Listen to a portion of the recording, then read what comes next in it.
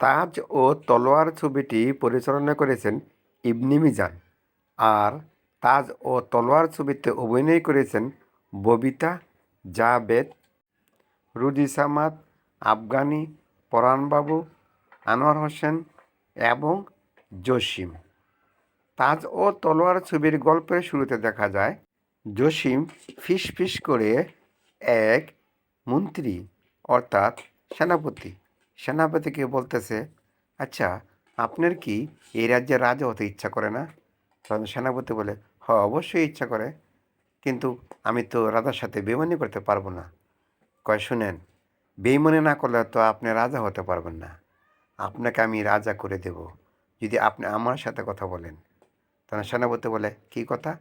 কয়, শোনেন, আপনাকে আমি রাজা বানানোর জন্য সহযোগিতা করব, কারণ আমি কিন্তু রাজার বিশ্বস্ত কর্মচারী। আমার উপর রাজার আস্থা এবং বিশ্বাস আছে। আপনি যদি আমার সাথে তাল দেন, তাহলে আমি রাজা অবশ্যই আপনাকে বানাবো। কিন্তু শর্ত একটা আছে, আপনি যদি রাজা হন, তখন রাজার কন্যাকে কিন্তু আমার সাথে বিয়ে দিতে হবে, কারণ রাজার কন্যা ববিতাকে আমার খুব ভালো লাগে। আমি ওকে মনে মনে খুব ভালোবাসি। আর আপনি রাজা হয়ে ববিতাকে আমার হাতে তুলে দিবেন, এটা ওয়াদা করেন, তাহলে অবশ্যই আপনি রাজা হতে পারবেন। তখন সেনাপতি বলে, ঠিক আছে, আমি আপনার শর্তে রাজি। তখন জসিম বলে, তাহলে বাকিটা আমার উপর ছেড়ে দেন। রাজা থাকে কায়েস, অর্থাৎ সিরাজ সাহেব। তো সিরাজ সাহেব রাজা হয়ে বলে যে, জসিম, আপনি তো উজিরে আজম আর সেনাপতি, আপনারই তো এই রাজ্যটাকে দেখাশোনা করতেছেন। তবে রাজা সিরাজ সাহেব বলেন, আমি হলাম এই রাজ্যের বাদশাহ, এবং আপনারা হলেন সিপাহসালা, আর আপনি হলেন উজির। তো আপনারা এই রাজ্যের দেখাশোনা করতেছেন, কতটা কীভাবে করতেছেন সেটা আমি জানি না, কিন্তু আমি আমার মেয়েকে প্রচণ্ডভাবে ভালোবাসি, আর মেয়ের জন্য একজন সুপাত্র খুঁজতেছি। আপনারা যদি সুপাত্রর ব্যবস্থা করেন, তাহলে আমি আমার মেয়েকে বিয়ে দিয়ে আমি কিছুদিনের জন্য বিশ্রামে যাব, এবং আপনারা এই দেশটা পরিচালনা করবেন। তখন জসিম বলে, হুজুর, আপনার খুব মেহেরবানি, আপনার খুব দারুণ প্রস্তাব। তাহলে আর দেরি কি? আপনার হাতের কাছেই তো আপনার মেয়ের সুযোগ্য পুত্র আছে। তখন সেনাপতি বলে, রাজামশাই, আপনার হাতের কাছেই তো আছে, আপনি ইচ্ছা করলে তো যে কোনো সময় আপনার মেয়েকে তার হাতে তুলে দিতে পারেন। তখন সিরাজ অর্থাৎ রাজা বলে, তাহলে সেই পাত্রটা কে? কয়, কেন, এই যে আমাদের জসিম, উজিরে আজম, তার সাথে আপনি আপনার মেয়ের বিয়ে দেন, তাহলে তো সব ঝামেলা চুকে যায়। দেখা যাচ্ছে যে এই জসিম, হ্যাঁ, উজিরে আজম থেকে রাজা হবে, আপনি হবেন শ্বশুর, আপনার মেয়ের যোগ্য একজন স্বামী পাবে। এর চেয়ে আর বড় কী হতে পারে? তখন একজন সেনাপতির নিচের জন, মানে প্রহরী বলতে পারেন, সে বলে, বাদশা সালামত, কেন, আমাদের আপামনির জন্য কি আর কোনো রাজ্যের অথবা রাজকুমার নেই যে আমার আপামনিকে বিয়ে করে নিয়ে যাবে? তখন বাদশা সালামত বলে, কথাটা তো আপনি মন্দ বলেননি, ঠিক আছে, আপনি এক কাজ করেন, পশ্চিমে যে রাজা কাশেম শিকদার থাকে না, তার সাথে যোগাযোগ করার ব্যবস্থা করেন। আমি আমার মেয়েটাকে বিয়ে দেওয়ার জন্য অতি উদ্বিগ্ন হয়ে পড়েছি, কারণ আমার বয়স হয়েছে, আমি যে কোনো সময় তো পরকালে পাড়ি দিতে পারি, তখন আমার মেয়েকে কে বিয়ে দেবে? তখন জসিম বলে, ওই মিয়া, আপনি এত কথা বলার কি? আপনি হলেন সামান্য একটা প্রহরী। তখন বাদশা সালামত বলে, শোনেন, সবারই এখানে কথা বলার অধিকার আছে। উনি আমাকে একটা ভালো পরামর্শ দিয়েছে, তাই আমি সায় দিয়েছি। আর আপনারা যে প্রস্তাবটা দিয়েছেন সেটা আমি বিবেচনা করব, এবং আমি আমার মেয়ের সাথে আলোচনা করব। তো এই কথা বলার পর বাদশা সালামত বলতেছে, ঠিক আছে, আজকের মতো এখানে আমাদের আলোচনা সমাপ্ত হলো, যার যার কামরা আপনারা চলে যান। তখন জসিম এবং উজিরে আজম এবং সিপাহি সালাহ সবাই মিলে যুক্ত করে, এক কাজ করি, বাদশাকে আজকে রাতেই মেরে ফেলি। মেরে ফেলার পর আমি ববিতাকে জোর করে বিয়ে করব। করার পর আমি হয়ে যাব রাজা। তখন সিপাহি সালাহ বলে, কি, আপনারা বলেছিলেন যে আমি রাজা হব আর আপনি হবেন উজিরে আজম থাকবে না, আপনি ববিতাকে বিয়ে করবেন, রাজার মেয়েকে বিয়ে করে আপনি আর রাজ্য চাইবেন না এবং রাজা হবেন না। এখন তে আপনি উল্টা কথা বলতেছেন। শোনেন মিয়া, সব কিছু করবো আমি, তো আমি রাজা হব নাকি আপনি রাজা হবেন? আপনিও তো সেনাপতি, সেনাপতি থেকে আমার উজির আজম হবেন। সেনাপতি বলে, এটা আবার কেমন কথা হলো? আপনি একটা কথা বললেন কালকে, এখন বললেন আরেকটা। কয় চুপ করে থাকেন, এক কাজ করেন, সাপুরিয়াকে খবর দেন, চলেন সাপুরিয়ার কাছে যাব। তখন উজিরে আজম অর্থাৎ জসিম আর এই সেনাপতি দুজনেই চলে যায় সাপুরের কাছে। তখন গিয়ে বলে, সাপুরিয়া সাহেব আমাকে একটা সাপ দিতে হবে, এমন সাপ যে নাকি যে সাপ দংশন করার সাথে সাথেই মারা যাবে। আর আমি যদি সাপ দিয়ে দংশন করে মেরে ফেলি, তাহলে এটা কেউ প্রমাণ হবে না যে আমি খুন করছি অথবা হত্যা করছি। তখন সাপুরিয়ায় অনেক টাকার লোভ পেয়ে সাপুরিয়া রাজি হয়ে যায়। রাজি হওয়ার পর একটা সাপ সাপুরিয়ায় দিয়ে দেয়। জসিম সে সাপটা নিয়ে রাতের বেলা দেখা যায় সেনাপতি এবং জসিম মিলে এই বাদশা সালামতের কামরা সাপটা ঢুকিয়ে দেয়। ঢুকানোর পর বাদশা সালামতকে ওই সাপে দংশন করে। আর দংশন করার পর তখন সকালবেলা উঠে দেখে যে বাদশা সালামত মারা গেছে সাপের কামড়ে। তো এদিকে তারপর উজিরে আজম অর্থাৎ জসিম বলে, তা বাদশা সালামতের অনুপস্থিতিতে এখন থেকে আমি রাজা, কারণ আমি হলাম উজিরে আজম। আর সেনাপতি তো দেশ রক্ষা অথবা সে যুদ্ধ সব কিছু করে, আর আমি তো উজিরে আজম, আমি তো বাদশা সালামতকে সব পরামর্শ দিতাম, আজ থেকে আমি হলাম রাজা। তখন জসিম বলে, আমি আমি এই যে রাজকন্যা আছে ববিতাকে আমি বিয়ে করব। তো ববিতা বলে, অসম্ভব, আমি কখনো আপনাকে বিয়ে করতে পারবো না, কারণ আমার আব্বা হুজুর আমাকে বলেছিল যে আপনার সাথে বিয়ে দেওয়ার জন্য, কিন্তু আমি তা রাজি হইনি। আমি কখনই আপনাকে ভালোবেসে নিই এবং ভালোবাসবো না, আমি আপনাকে বিয়ে করতে পারবো না। তখন জসিম বলে, আপনি যদি আপোষ আপোষে বিয়ে না করেন তাহলে আমি আপনাকে জোর করে বিয়ে করতে বাধ্য হব। তখন জসিম জোরাজুরি করতে থাকে ববিতাকে বিয়ে করার জন্য। তখন ববিতা এক সময় পালিয়ে যায় সেখান থেকে। পালিয়ে যাওয়ার রাস্তা দৌড়াতে থাকে আর জসিম ঘোড়া দিয়ে ছুটতে থাকে। এমন সময় দেখা যায় জাবেদ আসে ঘোড়ায় চড়ে। জাবেদ ঘোড়ায় চড়ে এসে জাবেদ ঝাঁপিয়ে পড়ে জসিমের উপর। তখন সেখানে একটা মারামারি হয়। মারামারি হওয়ার পর হ্যাঁ জসিম সেখান থেকে পালিয়ে যায়। পালিয়ে যাওয়ার পর তখন জাবেদ বলে, কি আপনার সমস্যা কোথায়, আপনাকে কেন দৌড়াচ্ছে এই লোকটি? তখন ববিতা সব ঘটনা খুলে বলে। তখন জাবেদ বলে, কি আপনাদের রাজ্য কেড়ে নিয়েছে এই জসিম? ববিতা বলে, হ্যাঁ আমাদের রাজ্যটা কেড়ে নিয়েছে এবং আমি ছিলাম রাজকন্যা, এখন আমি রাস্তার ফকির হয়ে গেছি, কারণ আমার বাপ গতকাল মারা গেছে সাপের দংশনে। তখন জাবেদ বলে, এটা সাপের দংশনে মারা যায়নি, নিশ্চয়ই এখানে কোনো চক্রান্ত আছে, আর রাজ্য দখল করার পিছনেও সম্ভবত আপনি যে উজিরে আজম বললেন জসিম, এরই হাত আছে। তখন জাবেদ বলে, ঠিক আছে আপনি আমার সাথে চলেন, আমার কামরায় চলেন, আমরা কিন্তু সাধারণ ধরনের মানুষ, আমরা রাজাও না এবং রাজ্য জমিদারও নেই, কিন্তু আমাদের আত্মসম্মান আছে, আমাদের একটা বাড়ি আছে, সেই বাড়িতে আমরা মা আমি বসবাস করি, আমার মা আপনাকে দেখলে খুব খুশি হবে, চলেন আমার সাথে। তখন জাবেদ ববিতাকে নিয়ে তার বাড়িতে চলে যায়। একটা ছোট্ট একটা বাড়ি, সেই বাড়ির ভিতরে হাঁস মুরগি ইত্যাদি কবুতর এবং লালন পালন করে যাবত। আর সেখানে হাঁস মুরগির ডিম নিয়ে এসে গোড়ায় করে বাজারে বিক্রি করে। তো ববিতা সেখানে থাকে। জসিম গিয়ে সিপাহসালাকে বলে যে, সিপাহসালা, ববিতাকে তো এক যুবক ধরে নিয়ে গেছে, মানে আমি তাকে ধরার চেষ্টা করেছিলাম কিন্তু ধরতে পারিনি, এখন যে করে হোক ববিতাকে আমার চাই। আমার যদি তাজ তলোয়ার, আমার এখন তলোয়ার আছে, সিংহাসন আছে, কিন্তু তাজ নেই। এ তাজ ছাড়া তো এই সিংহাসনে কোনো মূল্যই নেই, কারণ যে কোনো মূল্যই হোক আমি, কারণ ববিতাকে আমি মনে প্রাণে অনেক ভালোবাসি। এদিকে দেখা যায় জাবেদ ববিতার দুজনকে ভালোবেসে ফেলে এবং রুজি সামাদ থাকে মা জাবেদের। রুজি সামাদ বলে, বাবা শোন, আমরা এরকম সাধারণ প্রজা, আর এই মেয়েটা হলো রাজকন্যা। আজ রাজকন্যা থেকে হয়তো বা কোনো চক্রান্ত শিকারে সে বাড়ি থেকে পালিয়ে এসেছে, কাল হয়তো আবার রাজদরবারে চলে যাবে, তখন তোর সাথে কিন্তু এর বিয়ে হবে না। তখন জাবেদ বললে, মা আমি জানি যে রাজকন্যা এ রাজদরবারের জন্ম এবং রাজ পোশাকেই তার মানায় এবং গরিবের ঘরে মানায় না, সে ভালো ভালো খাবার খেয়ে বড় হয়েছে এবং রুটি অথবা শুকনো খাবার অথবা পান্তা ভাত তার পেটে হজম হবে না। কিন্তু আমি ওকে ভালোবেসে ফেলেছি এবং ববিতা আমাকে ভালোবেসে ফেলেছে, এতে তুমি আর দ্বিমত করো না।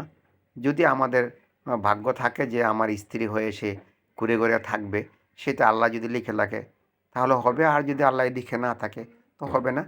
তবে আমাদের নিয়ে তুমি চিন্তা করো না। তখন ববিতা সব শুনে বলে, দেখেন মা, আমি আপনাকে মা বলে জানি। আমি রাজকন্যা কথাটা ঠিক আছে, আমি রাজবাড়িতে আমার জন্ম এবং আমি ভালো ভালো খাবার খেয়ে ভালো পোশাক পরে ভালো বিছানায় আমি ঘুমিয়েছিলাম, কিন্তু আমার মা ছিল না। এখন আমার বাপ ছিল, আমার বাপই আমাকে সব কিছু দেখাশোনা করতো। আমার ফুফু আম্মা ছিল, আমার খালু ছিল, জ্যাঠা ছিল, তারা সবাই চক্রান্ত করে আমার বাপকে মেরে ফেলেছে, এটা এখন আমি বিশ্বাস করতেছি। আর আমি তো আপনার মতো মা পেয়েছি, মায়ের পায়ের নিচে সন্তানের বেশ। মা, আপনি যে আদর স্নেহ করে আমাকে এখন দেখতেছেন, হয়তো ঠিক তেমনি আমার বাপও আমাকে এরকম আদর স্নেহ করতো। কিন্তু আপনি কি পারবেন আমাকে দূরে ঠেলে দিতেন? আমি হয়তো বা রাজকন্যা, এই কথাটা সত্য, কিন্তু আমি আপনাকে প্রচণ্ডভাবে ভালোবেসে ফেলেছি মা। আপনি আমাকে আপনার পায়ের নিচে ঠাঁই দিন এবং আপনার ছেলের পুত্রবধূ হয়েই আমি বাকি জীবনটা কাটাবো। যদি আমি রাজকন্যা অথবা হয়ে থাকি এবং রাজ সিংহাসন ফিরেও পাই, তারপরেও আমি আপনার ছেলেকে আমি রাজ সিংহাসনে বসাবো, এই আমার ওয়াদা। কারণ আজ থেকে সে আমার মাতার তাজ, আর সে হলো আমার এক হাতের তলোয়ার, মানে তাজ তলোয়ার। আমি হলাম একটি সামান্য মেয়ে, আর আপনার ছেলে হলো একজন শক্তিশালী যুবক। কারণ আমি জানি যে এই জাবেদই পারবে আমাদের হারানো সিংহাসন ফিরিয়ে আনতে এবং আমাদের সম্মান ফিরিয়ে আনতে। এই তলোয়ার দিয়েই জাবেদ পারবে জসিমের সাথে মোকাবেলা করে, তাকে ধ্বংস করে, তাকে হত্যা করে আমাদের সিংহাসন ফিরিয়ে আনতে। রুজুম ইসলাম বলল, হ্যাঁ ঠিক আছে, কথাটা ঠিক আছে, আজ থেকে মেনে নিলাম। তুমি আমার পুত্রবধূ হবে, হবু পুত্রবধূ, এবং তোমাকে আমি হবু পুত্রবধূ হবে মেনে নেব না, তোমাকে আমি মেয়ে হিসাবে আমার পক্ষে ঠাঁই দেবো, স্থান দেব। তুমি আমার মেয়ে হিসাবেই আমার কাছে থাকবে। যদি তোমাদের সিংহাসন ফিরে আসে আবার না আসে, তাতে নিয়ে আমাদের কোনো সেটা আফসোস নেই। আমরা যে করে করে থাকতেছি সেখানেই থেকে আমরা থাকতে চাই। এবং তোমার যদি আপত্তি হয় তাহলে তুমি চলে যেতে পারো রাজমহলে। তখন ববিতা বলল, না মা, আমি এখান থেকে কখনো যাব না, কারণ আমি এখানেই থাকবো। এদিকে দেখা যায় গল্পে নতুন আবার জাবেদকে ভালোবাসে, কিন্তু জাবেদ নতুনকে ভালোবাসে না। তখন নতুন একদিন জাবেদকে বলে, শোন জাবেদ, তোর বাড়িতে রাজকন্যা পেয়ে তুই আমাকে ভুলে গেছিস না? আমি কিন্তু তোকে ভালোবাসতাম, আর তুই আমাকে প্রত্যাখ্যান করতেছিস। কাজটা কিন্তু ভালো হচ্ছে না, কারণ তুই আমার ভালোবাসা প্রত্যাখ্যান করে কিন্তু শান্তি পাবি না। আমি তোদের দুজনের ভালোবাসার মাঝখানে কিন্তু আমি কাটা হয়ে দাঁড়াবো, কথাটা মনে রাখিস। তখন জাবেদ বলে, শোন, আমি রাজকন্যাকে ভালোবাসি, রাজকন্যা আমাকে ভালোবাসে, কিন্তু কিন্তু তোকে ভালোবাসি না। তুই আমাকে ভালোবাসিস কথা সত্য কথা, কিন্তু আমি তো তোকে ভালোবাসিনি। আমি তোকে ছোট বোনের মতো জানতাম। তখন নতুন বলল, এতদিন তো আমার সাথে রং ঠিকই করেছিস, কিন্তু এখন সুন্দরী রাজকন্যা পেয়ে জমিদারের লোভে তুই এখন আমাকে ভুলে গেছিস। তখন জাবেদ ঠাস করে একটা চর লাগিয়ে দেয় নতুনের গালে। তখন নতুন বলে, তুই আমাকে মারতে পারলি? তখন জাবেদ বলে, আমি তোকে মারতে পারলাম, কারণ ছোট বোনকে শাসন করার প্রত্যেকটা বাইরে কর্তব্য এবং দায়িত্ব। আমি মনে করছি তোকে ভাই হিসাবে আমি তোকে শাসন করলাম, কেন তুই উল্টাপাল্টা বললি? কারণ আমি রাজকন্যাকে ভালোবাসি বোধে তুই হিংসা করতেছিস, এটা কিন্তু ঠিক না। শোন, ববিতাকে আমি ভালোবাসি, কারণ প্রথম দেখাতে আমি ববিতাকে ভালোবেসে ফেলেছি এবং ববিতাও আমাকে ভালোবেসে ফেলেছে। দুজনের মাঝখানে তুই কাটা হবি কেন? কেন ভাই বোনের মাঝখানে তুই কাটা হয়ে দাঁড়াবি? এটা কি তোর উচিত হবে? না, উচিত হবে না। তখন নতুন বলে, ও, এতদিন পরে এই কথা বললি তুই না? আমার সাথে এতদিন রং করে গান বাজনা করে আমাকে জড়িয়ে ধরেছিস। জাওয়াত বলে, আরে তুই তো আমাকে জড়িয়ে ধরেছিস, আমি কি ধরেছি? তুই আমাকে ফাঁক পেলে জড়িয়ে ধরতি। আমি কি বলেছি যে তোকে আমি ভালোবাসি? এ কথা বলার পর যাবার সেখান থেকে চলে যাওয়ার সময় এদিকে যে সেনাপতির লোক লাগিয়ে দেয় যে ববিতা কোন জায়গায় আছে। তো ববিতার খবর সব জানতে পেরে সেনাপতি গিয়ে বাদশাহ সালামত অর্থাৎ জসিমকে বলে, জানেন বাদশাহ সালামত, ওই ববিতা আছে না, এক কুড়ে করে এক জাবেদা বাড়িতে থাকে, তার মা সেখানে এবং ববিতাও সেখানে থাকে। তখন জসিম বলে, এটা তো কোনো ব্যাপারই না, যাও সিপাহি সালাকে এবং উজির আজম, নতুন উজির আজম হলো কিনা থাকে সেনাপতি, আর সৈন্য সামন্তে নিয়ে যাও, ববিতাকে ধরে নিয়ে আসো, ববিতাকে এখনই ধরে নিয়ে আসো, আজকে আমি বিয়ে করব, কারণ আমি ববিতাকে ছাড়া বাঁচব না। হ্যাঁ, তোমরা যাও। তখন সৈন্য সামন্ত এবং সেনাপতি উজির আজম যা আছে সবাই গিয়ে জাবেদের বাড়ি ঘেরাও করে এবং ডেরা পিটে বলতে থাকে যে, জাবেদ, তুমি রাজকন্যাকে নিয়ে আমাদের সামনে এসে দাঁড়াও, আর না হলে আমরা তোমাদের বাড়িতে আগুন লাগিয়ে দেব, তোমরা সবাই মারা যাবে। তখন রুজি সামা চিৎকার দিয়ে বলে, না, আপনারা এরকম জুলুম অত্যাচার করতে পারেন না, কারণ রাজকন্যা আমাদের বাড়িতে আশ্রিতা, আর আশ্রিতা মেয়েকে আমরা আপনার হাতে তুলে দেব না। আপনাদের যদি মনে হয় যে আমাদের এই বাড়িতে আগুন লাগাই দিয়ে শান্তি পাবেন, তাতে কোনো দুঃখ নেই। তখন জাভেদ বলে, শোনেন, আপনারা কিন্তু আমাদের সাথে অন্যায় এবং জুলুম করতেছেন। জসিম সাহেব রাজা, উজির আজম থেকে রাজা হয়েছে, রাজা সাহেব কিন্তু এখন আমাদের উপর অন্যায় করতেছে, রাজা সাহেব জুলুম করতেছে, আর জুলুমের ফল কিন্তু আল্লাহ তাআলা রাব্বুল আলামিন যে কোনো মুহূর্তে দিতে পারে। আপনারা কিন্তু এটা ঠিক করতেছেন না। তখন জাবেদকে ধরে নেওয়ার চেষ্টা করে। তখন জাবেদকে ববিতা কী করে, একটা তলোয়ার দেয়, ইটা দিয়ে, মানে ডিল মেরে দেয়, তলোয়ারটা জাবেদ নিয়ে এই লড়াই শুরু করে দেয়। এক পর্যায়ে হ্যাঁ, লড়াই করতে করতে করতে করতে হ্যাঁ, সব মানে সেনাপতিরা পালিয়ে যায় সেখান থেকে। তখন জসিম অর্থাৎ বাচ্চা সালামত, সে বলে, কি এত বড় স্পর্ধা, সামান্য একটু প্রজার সে আমাদের লোকের গায়ে হাত দিয়েছে, তার জবাব আমাকে দিতেই হবে। তখন জসিম বলে, আজ রাতই হবে এদের জীবনের শেষ দিন, কারণ আজ রাতেই ওদের বাড়িতে আগুন লাগিয়ে ববিতাকে আমার কাছে তুলে নিয়ে আসবে, যাও। তখন হুকুম দেয় রাতের বেলা, তখন সেখানে যতগুলো ঘর ছিল সেই ঘরে আগুন লাগিয়ে ববিতাকে তুলে নিয়ে যায়। তো জাবেদ এবং হুজিসামাত কোনো রকম সেখান থেকে পালিয়ে বাসে, কিন্তু ববিতার কোনো হুদিস পায় না। তখন জাবেদ বলে, নিশ্চয়ই এটা বাদশা সালামতের কাজ, বাদশা সালামত এই কাজটা করেছে, তবে এর উচিত জবাব দিতে হবে। আমাদের সাথে এরকম অন্যায় জুলুম করা বাদশা সালামতের ঠিক হয় নাই, কিন্তু আমাদের সাথে চরম বেইমানি করেছে এবং বিশ্বাসঘাতকতা করেছে। সেই সম্ভবত ববিতার বাপকে খুন করেছিল, এর প্রতিহত আমাদের করতেই হবে। তখন রুজি সামাদ বলে, যা, তোর ভালোবাসা যদি সত্য হয়ে থাকে, হ্যাঁ, তোর স্ত্রীর মাথা যদি তুই তাজ পরাতে চাস, তাহলে এই তলোয়ার দিয়ে তা ছিনিয়ে আনবি। ওই বাদশা সালামত যাতে তোর স্ত্রীর মাথায় তাজ পরাতে না পারে। আমি তোকে আমি তোকে হুকুম করলাম, আজকের ভিতরে অথবা 3 দিনের ভিতরে তুই আমার পুত্রবধূকে মাথায় তাজ পরিয়ে এখানে নিয়ে আসবি। আর যদি নিয়ে আসতে না পারবি, তাহলে তুই কখনো আমাকে আর কাছে পাবি না। আমি যে কোনো জায়গায় চলে যাব, অথবা তোর কাছ থেকে দূরে।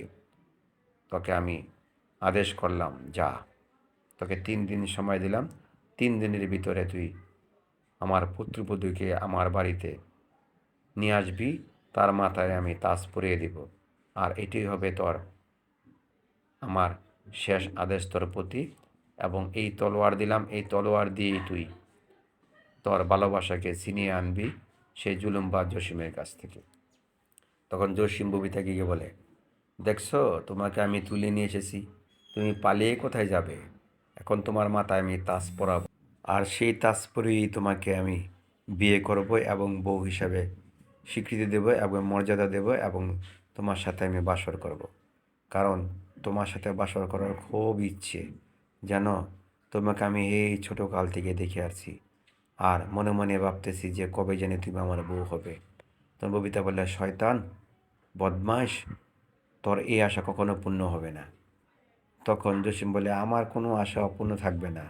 আমি চেয়েছিলাম এই রাজ্যের রাজা হব, তখন হয়েছি, কারণ তোমার বাপকে আমি মেরেছি, তোমার বাপকে বিষধর সাপ দিয়ে আমি দংশন করিয়েছি, এবং সেই সাপটি আমি, এখন তুমি যদি অমত করো, তাহলে তোমাকে জোর করে বাধ্য করে তোমার সাথে আমি অন্য কিছু করার চিন্তা ভাবনা করব।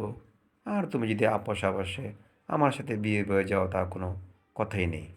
কয়, তুই আমার বাপকে মেরেছিস, তুই আমার জন্মদাতায় পিতাকে মেরেছিস, তোকে আমি বিয়ে করব না। তোর এই কল্পনা কল্পনায় থেকে যাবে, কল্পনা কোনো বাস্তব রূপ দেবে না।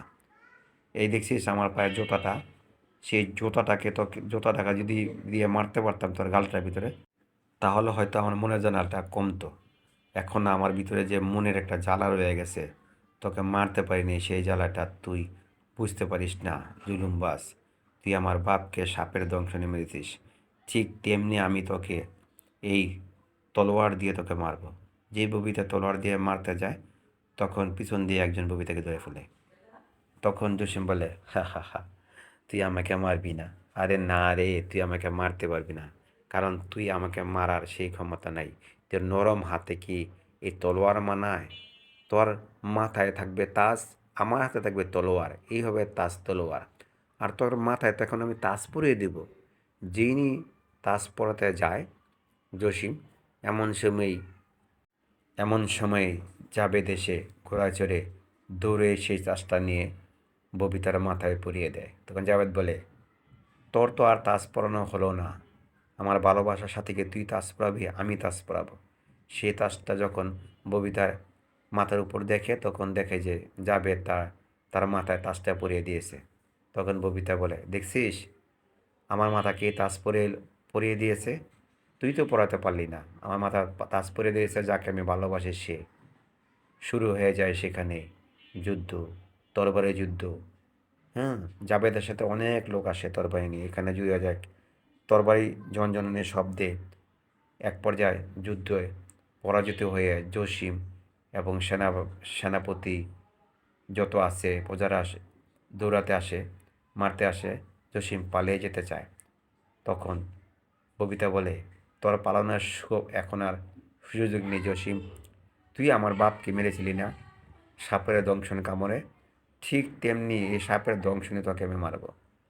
এমন সময় রুজি সামাদ সাপুরিয়া কিছু নিয়ে আসে, সাথে করে নিয়ে আসে। তখন সাপুরিয়ার কাছ থেকে ববিতা একটি সাপ নিয়ে জসিমের উপরে ছুরি ফেলে দেয়। তখন সেই সাপটা জসিমকে কয়েকটা সবল মারে। তখন জসিম সেখানে সবলের খেয়ে সেখানে ডলে পড়ে মুখে লালা বেড়ে সেখানে মারা যায়। আর সেনাপতি তো তরবারিতে মারা যায়। তখন ববিতায় জাবেদের মিল হয়। ববিতার মাথায় সেই তাজটা পরিয়ে দেয়, যে তাজটা জসিম পরিয়ে দিতে চেয়েছিল, আর তরবারিটা হাতে নেয়। তখন জাবেদ বলে, চলো রাজকন্যা, আমাদের কুটিরে চলো। তখন ববিতা লেখা, না, আজ থেকে তুমি হবে এই রাজ্যের রাজা, আমি হব রানী, আর আমার আম্মা হবে আমাদের গুরুজন, তিনি তিনি উপদেশ দেবেন, আমরা সেই মতোই চলব। তখন রুজি সামাদ বলে, এটা কেমন দেখা যায়? মা, আমার তো আর আপনজন বলতে কেউ নাই, এই প্রজাদের মাঝখানে একমাত্র ভালো করার মালিক হলো আল্লাহ, কিন্তু বাকিটা করবে আপনার ছেলে।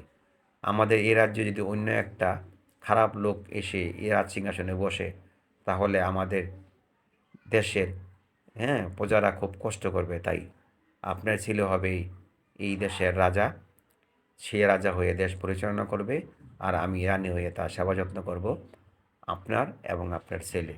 এটাই হবে আমার হ্যাঁ বরত, আমার মাতার তাজ। আমার স্বামী হবে আমার মাতার তাজ, আর এই তলোয়ার থাকবে আমাদের সঙ্গী। তখন এখানে সবাই ইটালি জামাত আসে, এসে বলে, হ আপামনি, এটাই ঠিক আছে, এটাই সুন্দর হয়েছে, কারণ আমি এইটাই আশা করেছিলাম। আপনাকে এতদিন না পেয়ে খুব কষ্ট করেছিলাম, কোনো কথা বলতে পারিনি। আপা, এখন আপনি এসে পড়েছেন, এখন আমাদের আর কোনো দুঃখ নেই। এখন আমরা দুলাভাই পেয়েছি, মা পেয়েছি, সব পেয়েছি, আমরা সবাই মিলে একত্রে থাকবো। তো এখানে দেখা যায় তাজ ও তলোয়ার ছবির গল্পটা শেষ হয়ে যায়। কিন্তু পরিচালক ইবনে মিজান এই ছবিতে প্রথম শাবানা এবং ওয়াসিমকে কাস্ট করে। কিন্তু প্রকৃতিতে দেখা যায় শাবানা এবং ওয়াসিমের শিডিউল ছিল না। ওয়াসিম বলেছিল, দেখেন ভাই, আমার তো অনেক ছবি হাতে, কিন্তু আমি এই তাজতলার ছবিটা শিডিউল দিতে পারতেছি না। এবং শাবানা ম্যাডাম এই কথা বলেছিল ইবনে মিজানকে। তো ইবনে মিজান চিন্তা করলো যে ঠিক আছে, আমার তো ছবিটা করতে হবে। তাই ইবনে মিজান ববিতার কাছে যায় এবং জাবেদের কাছে যায়। ববিতা জাবেদ রাজি হয় এবং জসিমের কাছে যায়, জসিমও রাজি হয়। জসিম বলে, হ্যাঁ ভাই, এক কাজ করেন, ববিতা ম্যাডাম এবং জাবেদকে দিয়ে এই ছবিটা শেষ করেন। আশা করি ছবিটার গল্প যেহেতু ভালো, ছবিটা চলবে। তখন রিস্ক নিয়ে জাবেদ ববিতাকে দিয়ে এবং এই জসিমকে ভিলেন বানিয়ে তেলিসা রুজি জামাত অন্যান্য লোকদের নিয়ে মাত্র 15 দিনে এই ছবিটা শেষ করার পর তাজ ও তলোয়ার ছবিটা শেষ করার পর হলে মুক্তি দেয়। ছবিটার সুপার ডুপার হিট ব্যবসা হয় এবং ভালো চলে। তখন ইবনে মিজান বলে ছবির গল্প যদি ভালো থাকে যে কোনো নায়ক নায়িকা নিয়ে কাজ করলে ছবি সফল হবে। তাজ তলোয়ার ছবির গল্পটা আমি ওয়াসিম এবং শাবানাকে শুনিয়েছিলাম, কিন্তু তারা গল্পটা মনে হয় তাদের পছন্দ হয়নি বিধায় তারা ছবিটা করে নেয়। কিন্তু তাদের হাতে সময় ছিল, কিন্তু তারা করে নেয়, কিন্তু এটা তারা ঠিক করেনি। কিন্তু এই ছবিটা জাভেদ ববিতা করানোর পর ছবিটা দর্শকদের কাছে জনপ্রিয়তা পায় এবং ছবিটা সুপার ডুপার হিট হয়। সেই সময় ভালো ব্যবসা করে। তাজ তলোয়ার ছবিটার গানগুলি জনপ্রিয় ছিল এবং অনেক চমৎকার ছিল গানগুলি এবং দর্শকদের কাছে জনপ্রিয়তা পায় এবং দর্শক বাহবা দেয়। এবং পরিচালক একটা কথা বলে, যদি পরিচালনা ভালো করা যায় এবং দর্শকদের মন জয় করা যায় সেই ছবি অবশ্যই ভালো যাবে, এটা আমার আত্মবিশ্বাস। আর পরিচালক যদি ভালো করে মনোযোগ দিয়ে ছবি পরিচালনা করে তাহলে এই ছবি সফল হবে না, এটা আমি বলতে পারি। কারণ আমি যতগুলো ছবি করেছি, আমি ইবনে মিজান, হ্যাঁ, ডাকু মনসুর থেকে শুরু করে রাজদুলারি, তারপর ইত্যাদি অনেকগুলি ছবি আমি করেছি। প্রতিটা ছবি ব্যবসায়িকভাবে সফলতা পেয়েছি, কারণ আমি মনোযোগ সহকারে ছবিটা পরিচালনা করেছি। আর আমার ছবিতে বিশেষ করে শাবানা, ওয়াসিম, জসিম থাকবেই এবং ববিতা জাভেদকে দিয়ে এই ছবিটা আমি করিয়েছি। অনেক টেনশনে ছিলাম যে ছবিটা কেমন যায় বলতে পারি না, কিন্তু দর্শক এই ছবিটাও গ্রহণ করে নিয়েছে এবং ছবিটাও সুপার ডুপার হিট হয়েছে।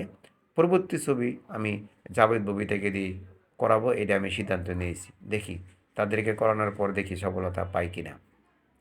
তাজ তলোয়ার সাফল্য আমি খুশি এবং সাংবাদিকের কাছে কথা বলেছিল যে আমি খুশি। সাংবাদিক সাহেব শোনেন, একটা কথা বলি, আমার তাজ তলোয়ার ছবিটা ভালো গেছে এবং ভালো চলছে এবং দর্শকটা দেখেছে এবং আমি ববিতা এবং জাভেদকে নিয়েছি জুটি হিসাবে এবং দর্শক এই ছবিটা মেনে নিয়েছে।